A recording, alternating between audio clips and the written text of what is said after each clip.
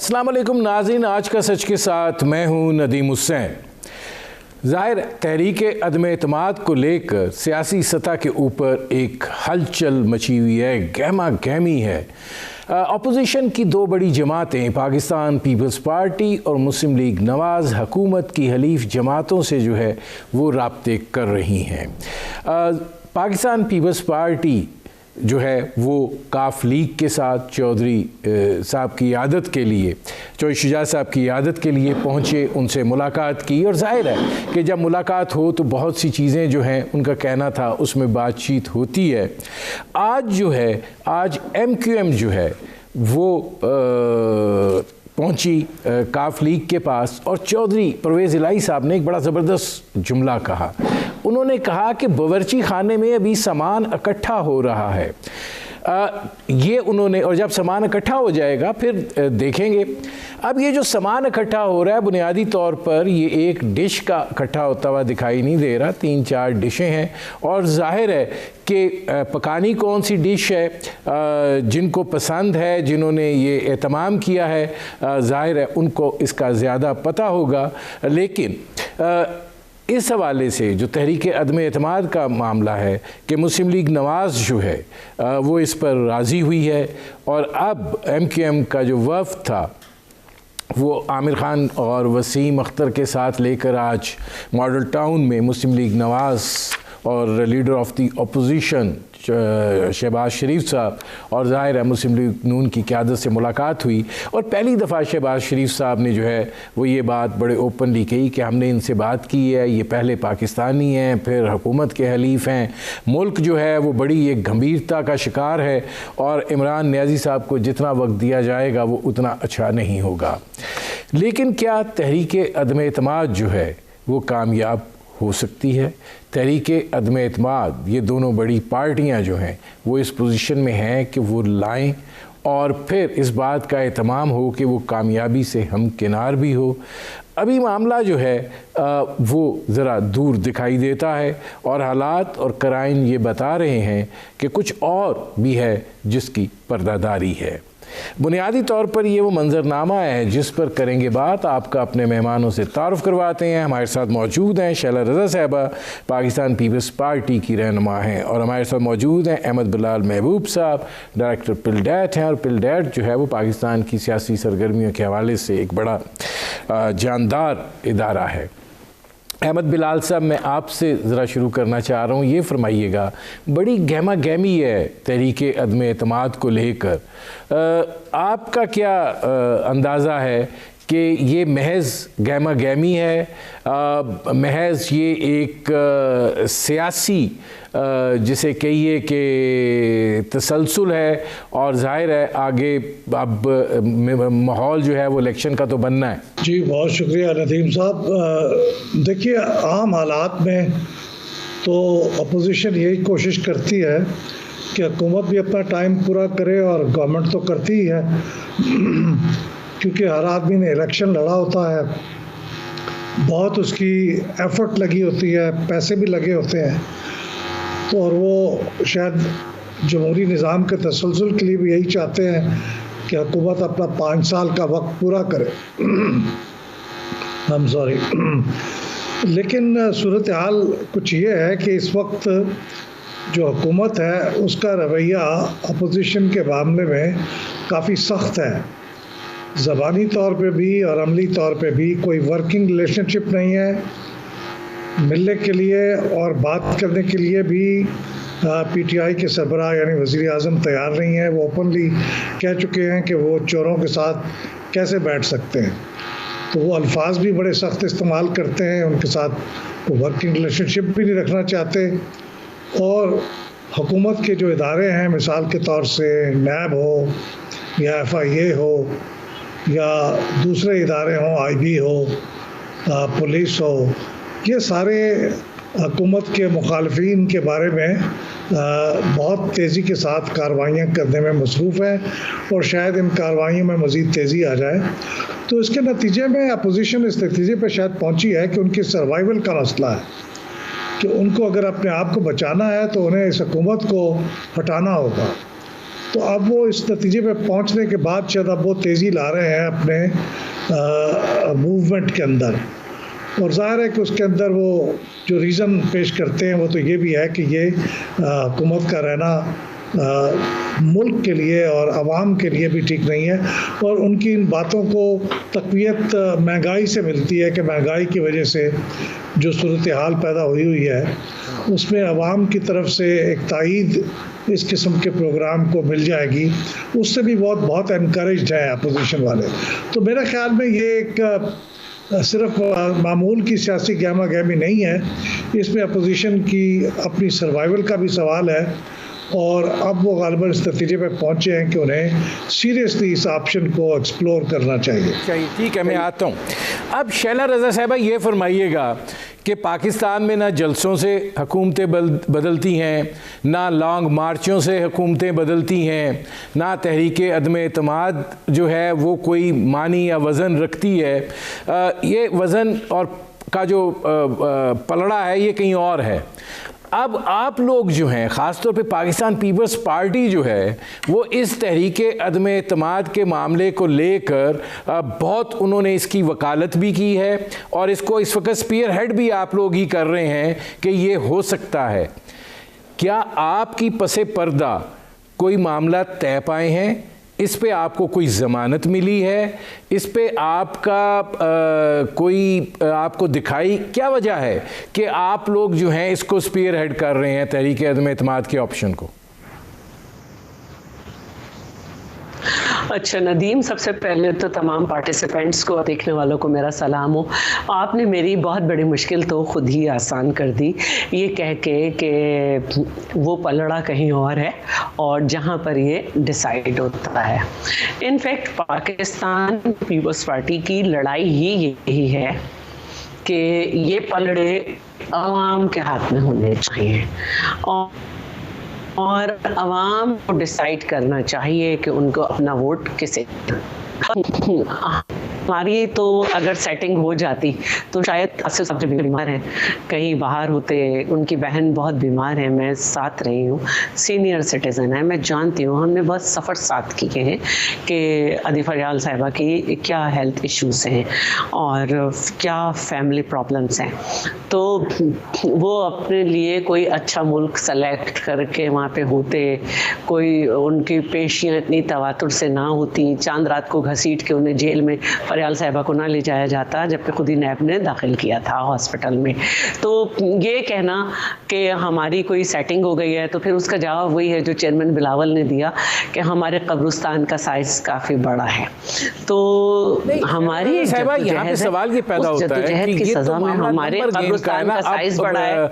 MQM या मुस्लिम league काफ ये क्यों आपका साथ देगी जब कि वो पावर को एंजॉय कर रहे हैं, बैठे हुए हैं, सारा कुछ है, उनसे हुकूमत बातचीत करने के लिए भी तैयार है, उनको सहूलत भी फराहम करने के लिए तैयार है। मसला तो आप लोगों का, आप वो कहते हैं कि ये तो ज़ाती मफादात की यरगमाल है।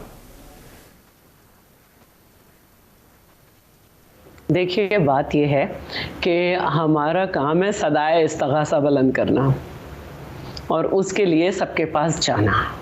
सीखो सियासत कहते हैं। हमने अपना काम करना है, चाहे हमारी जान जाए चाहे कूड़े पे। हमने इमरान की हुकूमत ही नहीं, जो ये पलड़े हैं, इन्होंने जिस ये जो रविश है जिसकी वजह से एक पलड़ा कहीं और है, ये असल में जद्दोजहद उसके ख़िलाफ़ है। इस रविश ने बहुत सारे लोग मुसल्लत करे, जब तक वो फर्माबरदार रहे, वो सियासतदान बने रहे। जब वो फर्माबरदारी के लेवल से हटे तो कोई मुल्क बदर हुआ, कोई किसी को कुछ मिला। क्योंकि हम इस पलड़े में नहीं थे तो हमारी जाने गई। तो हमारी जो जद्दोजहद है वो बज़ाहिर तो सिंबॉलिकली तो इमरान के ख़िलाफ़ है, लेकिन क्योंकि ये इसी रविश का रिज़ल्ट है। लेकिन इनफैक्ट मैं समझती हूँ कि जो नैरेटिव है वो यही है कि ये तरीक़ाकार ख़त्म होना चाहिए, पाकिस्तान में आईनी तरीक़ाकार राइज होना चाहिए। मुझे ब्रेक लेना पड़ रहा है शैला साहिबा। नाज़रीन, हमारी गुफ्तगू जारी है, एक मुख्तसर से कमर्शियल ब्रेक का वक्त हुआ है, मिलते हैं इस वक्फे के बाद।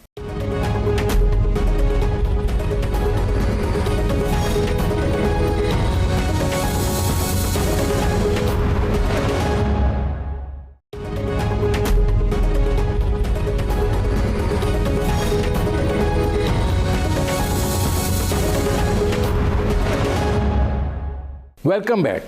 अच्छा, इसमें अब अहमद बिलाल साहब ये फरमाइएगा कि ब्रेक पर जाने से पहले जो आपने बात की थी कि ये महज सियासी गहमा गहमी नहीं है, तो एक तो रवायत उस तरीके से नहीं है, दूसरा ये है कि ये नंबर्स गेम है, और नंबर्स गेम के अंदर जहां सेनेट में किसी हद तक चाहे इस वक्त इनकी 2 या 3 वोटों से ही अक्सरियत हो, ये अभी तक, और जब इनकी अक्सरियत थी तब भी ये वहाँ पे अपनी अक्सरियत नहीं साबित कर पाए, तो ये तो बड़ा हिसास नौइयत की सूरत हाल है, बड़ी चैलेंजिंग सूरत हाल है, जिसके अंदर हुकूमत के हलीफों को भी तोड़ना जो है वो शामिल है।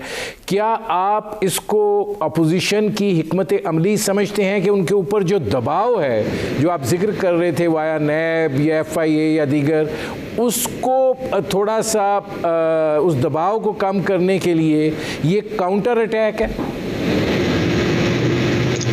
हो सकता है ये भी एक मकसद हो, लेकिन चूंकि इस किस्म के दबाव ने माजी में कुछ ज़्यादा इफ़ेक्टिवली काम नहीं किया।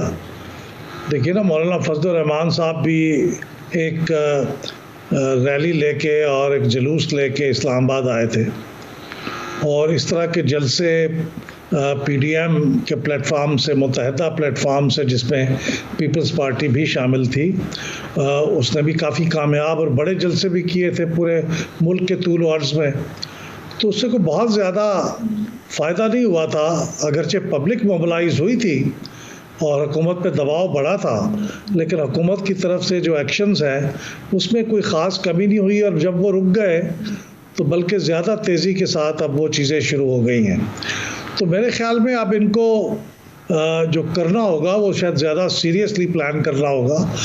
ये देखिए, कई मौक़ों पे वो, आप सही कहते हैं कि सेनेट के अंदर अक्सरियत के बावजूद वो आ रहे हैं, लेकिन आप ये भी देखिए कि इसी कौमी असम्बली से यूसुफ रज़ा गिलानी साहब भी मुंतखब होके, और हफीज़ शेख जैसे मजबूत उम्मीदवार से जिसके ऊपर हुकूमत का बहुत इन्हिसार था, उनको हरा के वो मुंतखब भी तो हुए हैं। तो ये असल बात बिलाल साहब दिखाई ये देता है कि उस वक्त हुकूमत जो है वो बेखबरी में मारी गई, या ज़्यादा जिसे कहते हैं कि ओवर कॉन्फिडेंस, पूरे एतमादी में उनको वो झटका लग गया।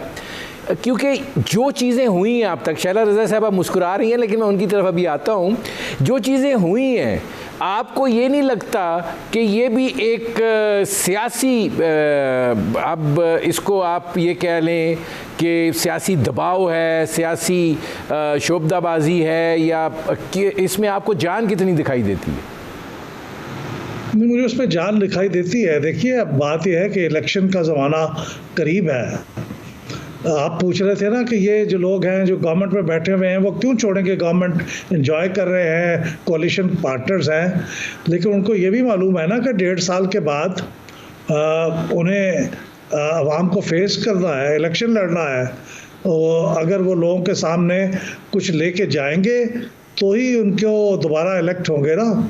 तो अगर वो इस वक्त कोई हुकूमत की पॉलिसियाँ ज़्यादा पॉपुलर नहीं हैं और वो उसके साथ बैठे रहेंगे तो उनका नुकसान होगा।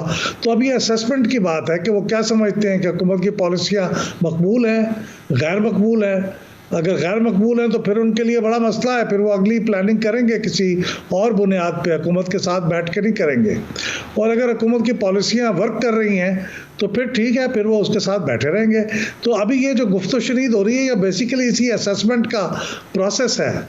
ये मिलेंगे, एक दूसरे से असेस करेंगे और फिर उसी नतीजे पर पहुँच के बिलाखिर एक फ़ैसला होगा। लेकिन ये 2 बड़ी पार्टियाँ हैं, उनका तो बुनियादी तौर पे वही मसला है जो मैं पहले बता चुका हूँ कि उसके साथ हुकूमत की डीलिंग्स बहुत ही हार्श है, और वो उनके साथ कोई वर्किंग रिलेशनशिप भी नहीं रखना चाहती। इससे उनका भी नुकसान हो रहा होगा, हुकूमत का भी नुकसान हो रहा होगा और मुल्क का भी नुकसान हो रहा है। तो ऐसी सूरत हाल में अहमद बिलाल साहब, ये फरमाइएगा कि ये जो तहरीक अदम एतमाद वाला मामला है, देखें ये बहुत एक लेवल हाई हो गया है। अगर आपको इसमें नाकामी का सामना करना पड़ता है तो सियासी तौर के ऊपर फिर बड़ी मुश्किल सूरत हाल जो है वो दरपेश होगी, क्योंकि इलेक्शन जो है वो भी अब बहुत ज़्यादा दूर नहीं है, और 6 महीने गुजरे तो फिर एक इलेक्शन का माहौल ही तरतीब पा जाएगा। आपको किस बात पे ये यकीन है कि आप इस तहरीके अदम एतमाद को लेकर कामयाबी से हमकिनार कर सकते हैं? अच्छा, कल मैंने एक प्रोग्राम किया था और मुझे खुशी है कि अहमद बिलाल सूफ़ी साहब ने मेरी बात तो नहीं सुनी, लेकिन वो एक बड़े आदमी है और मुझे खुशी हुई कि मैंने वो बात की कि देखिए ये मामला है कि अब ये हुकूमत किस मुंह से इसके कैंडिडेट आवाम के पास जाएंगे। और ख़ुद आप देख रहे हैं कि चाहे फ्यूल एडजस्टमेंट का नाम लेकर जो आवाम को लूटा गया, वो गैस की कीमत, गैस पीएससी कंपनीज का कर्जा 1000 अरब डॉलर बढ़ाया है 300 अरब डॉलर से, और फिर इसके अलावा जो बढ़ती हुई महंगाई है, अभी फिर पेट्रोल की कीमतें बढ़ जाएंगी, चीनी और इन सब की कीमतें, तो आवाम को तो कोई भी रिलीफ इमरान खान साहब जा रहे हैं पब्लिक में, उन्होंने क्या हिकमत अमली बनाओ, हम बड़ी ताकत के साथ फेस करेंगे इनको, हम इमरान साहब मकबूल पार्टी है और अवाम के पास मेरे अलावा कोई ऑप्शन नहीं है। नदीम साहब, इमरान साहब इसलिए जा रहे हैं कि जो लोग उनको ब्रीफिंग देते हैं उन्होंने उनको बताया है कि सब अच्छा है, लेकिन आवाम जानती है कि उनकी क़ुव्वते ख़रीद जो है वो कुछ भी नहीं रह गई है, और जो लोग 3 वक्त का खाना बमुश्किल खा लेते थे अब वो 2 वक्त का भी नहीं खा पा रहे हैं। और वो लोग जिन्होंने अपने बच्चों की भूख देखी है, जो अपने बच्चों को भूखा देख रहे हैं, वो इनका इस्तक़बाल जिस तरह करेंगे खुद इन्हें पता चल जाएगा। लड़ भी ना सके तो वही कि हमारा जो लड़ाई है वो इस बात के लिए है कि हमें ये रविश बदलानी है। और मैं ये भी कहना चाहती हूँ कि एक वक्त आता है कि वाकई कैंडिडेट को अपने इलाके में जाने की परवाह होती है। अगर ये नहीं हमारा साथ देते, अगर ये नहीं हमारा साथ देते, ये खुशियाँ मनाते हैं मिनी बजट को पास करवा के और आवाम पे महंगाई थोप के, तो आवाम इनका इंतज़ार कर रही है। असद कैसर के हल्के में क्या हुआ, परवेज़ खटक के प्रोग्राम में क्या हुआ, जो मियाँवाली का MPA है उस मेरा जवाब वही है कि तहरीक अदम एतमाद का जो मामला है ये एक सिर्फ एक जिसे कहते हैं सामने की एक दबाव क्रिएट करने की कोशिश है, या कोई ये मानी खेज इसमें आप समझती हैं आगे पेशरफ्त हो सकती है? मतलब हमारा मुंह काला तो नहीं होगा ना जब हम आवाम से कहेंगे कि हमने तो हर तरह की कुछ लोगों को भेजा था, वो देखो तुम्हारे इलाके से तुम्हें प्रेजेंट कर रहे थे, उन्होंने हमारा साथ नहीं दिया। हमारे पास तो अपना दामन साफ होगा ना कि हमने डिस्ट्रिक्ट वाइज मार्च भी की, मुजाहरे किए महंगाई के खिलाफ, हमने सुई गैस की लोड शेडिंग के खिलाफ, हमने किसानों के हक में मुजाहरे किए। हम तुम्हारे लिए निकल के गए, हमने अपने मुकदमों के लिए नहीं किए, हमने वो सब सहे, हर एक अदालत में गया। स्पीकर साहब जो हैं वो इस वक्त भी जेल में, शीशा ने मुसीबत बताई, आसिफ साहब ने जो है जेल भी काटी और सब कुछ किया। हमारी तो जंग अपने अवाम के लिए और इस मुल्क के सिस्टम के लिए है कि सिस्टम को आइन के मुताबिक किया जाए। तो हम अपने अवाम में जाने के तो लायक होंगे ना। गुजारी है, एक मुख्तसर से कमर्शियल ब्रेक का वक्त हुआ है, मिलते हैं इस वक्फे के बाद।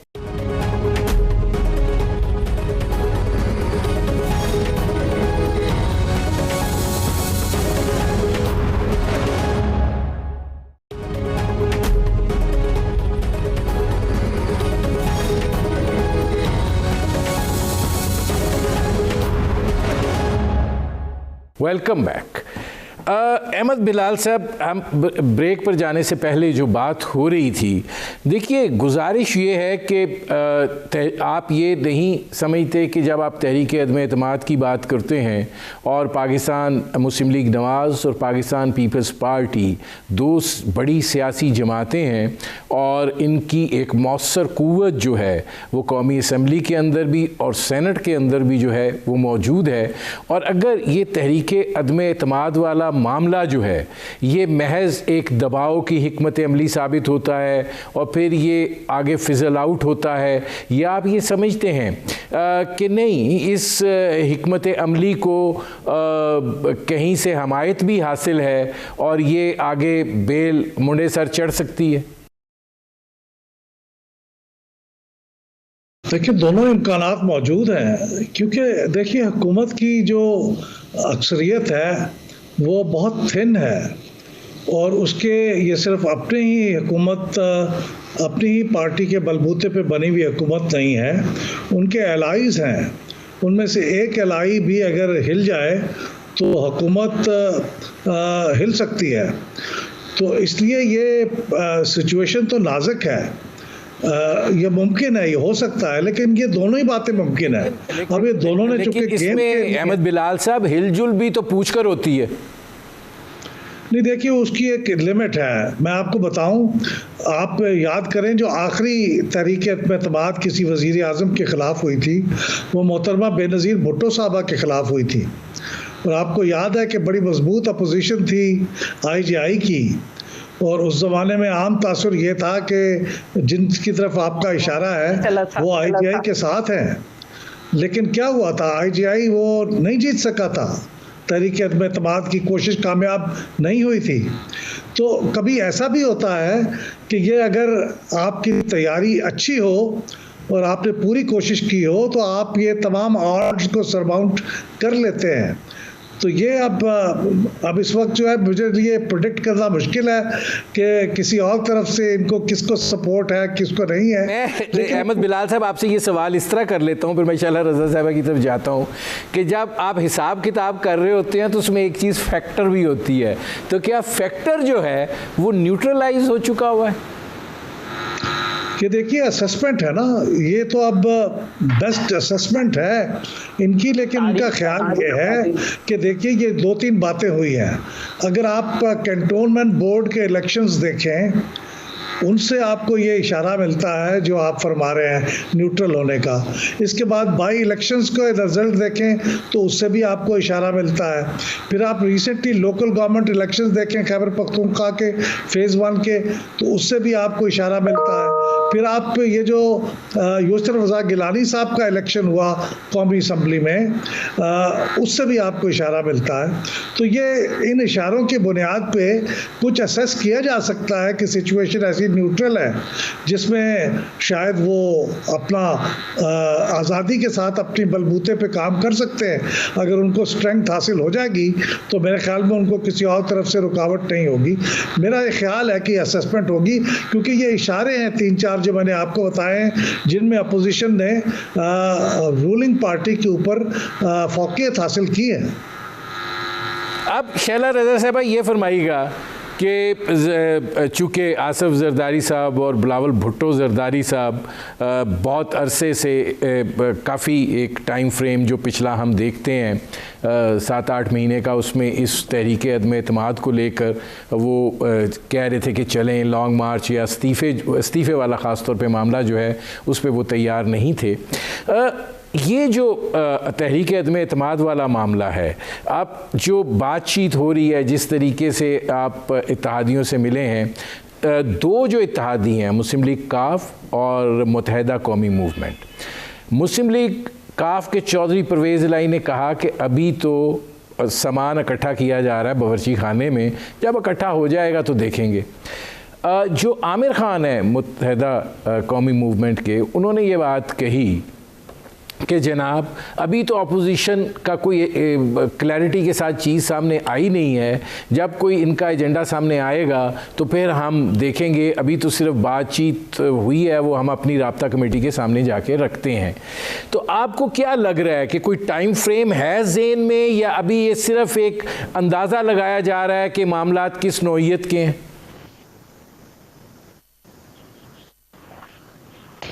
अच्छा देखिए, जहाँ तक हर पार्टी का जो मामला है वो तो पीपल्स पार्टी अपना एक पूरा रूल दे चुकी है। मैं अभी इस वक्त घर में दाखिल हुई हूँ, तो मेरी 2 मीटिंग्स थी लॉन्ग मार्च के हवाले से। अब जो विद इन द पार्लियामेंट है उसमें नून लीग एक बड़ी जमात है, और हमें उसको देखना है कि कितनी उसमें डिसेंटिंग वॉइसेस हैं, क्या वो इसमें कामयाब हो जाएंगे कि सबको एक पेज पे ले आएंगे। तो है एक बात टाइम फ्रेम की। दूसरी बात यह है कि मैं इन दोनों पार्टी से दस्त बदस्ता अर्ज़ करती हूँ कि क्या आपको अवाम ने नहीं भेजा, या आपको अवाम की फ़िक्र नहीं है कि अगर हुकूमत बचती है तो हम उसके साथ चलेंगे, क्या आप हुकूमत की पॉलिसीज से खुश हैं, क्या आप बढ़ती हुई महंगाई से मुतमईन हैं, क्या जो टैक्सेस लगाए जा रहे हैं मज़ीद उससे खुश हैं, जो कुछ खारजा पॉलिसी रही है आप उससे खुश हैं, जो इस वक्त दहशतगर्दी के बढ़ते हुए साए हैं उससे आप खुश हैं? अगर आप खुश हैं तो आप वहीं रहें, और अगर सिर्फ आप ये देख रहे हैं कि आप हमारे साथ आएंगे तो हमारा वज़न और अच्छा होगा, हम अपना फ़र्ज़ अदा कर रहे हैं और उसमें आपको नाम डालना होगा, लेकिन बात वही है। रज़ा साहिबा, और सवाल है कि आपके और मुस्लिम लीग नवाज के दरमियान तहरीक अदम एतमाद और उसकी बाद वाली जो सूरत हाल है उस पर इत्तफ़ाक़ राय हो चुका है? मैं ये समझती हूँ कि ये सवाल मेरे सियासी क़द से बड़ा है, लेकिन मैं ये ज़रूर जानती हूँ कि जब तहरीक अदम एतमाद फ़र्ज़ करिए कि अगर वज़ीर आज़म के ख़िलाफ़ आती है तो जब तक के एक नाम वज़ीर आज़म के कैंडिडेट का नहीं देंगे उस वक्त तक नहीं आती है। अहमद बिलाल सूफ़ी साहब इसको करेक्ट कर दें अगर मैं गलत हूँ, और अगर हम ये कह रहे हैं कि आप लेकर आएँ तो हम इन मरहलों तक तो पहुँच चुके हैं ना। अच्छा, ये बिल्कुल आखिरी सवाल है, आपको क्या लगता है कि ये तहरीक अदम एतमाद जो है ये कितना टाइम फ्रेम क्या है ज़हन में? नून लीग से जैसे ही जवाब आता है हम इसको आगे ले चलेंगे, और नून लीग के यहाँ अपनी पार्टी के इजलास वगैरह हो रहे हैं और शायद खान के भी जवाब आ रहे हैं। आपको क्या दिखाई दे रहा है कि ये तहरीक अदम एतमाद जो है ये इलेक्शन की जानिब बढ़ेगी कि या नहीं? ये अभी चीज़ों को और जो कोई कानून साजी करनी है वो हो के फिर मामला आगे बढ़ेगा? नहीं, देखिए, ये तो इस बारे में कायदीन जो हैं, मैं उनकी गुफ्तगू सुनता रहा हूँ, वो ये कह चुके हैं कि ये तो आपको मालूम है ना, नंबरों की गेम होती है, जब वो नंबर पूरे हो जाएंगे तो ये काम कर लेंगे। क्योंकि अगर पीपल्स पार्टी और पाकिस्तान मुस्लिम लीग नवाज़ दोनों मिल भी जाएं और बल्कि पीडीएम भी मिल जाए तो भी नंबर तो पूरे नहीं होते हैं ना। नंबर पूरे करने के लिए उनको कुछ और लोगों की ज़रूरत होगी, खा वो पीटीआई से आएँ या पीटीआई के एलाइज से आएँ। वो कितने लोग हैं, क्या वो उनके पास आ चुके हैं, उनसे कोई गुफ्तगू हो रही है, उनसे कुछ मामला तय पा रहे हैं?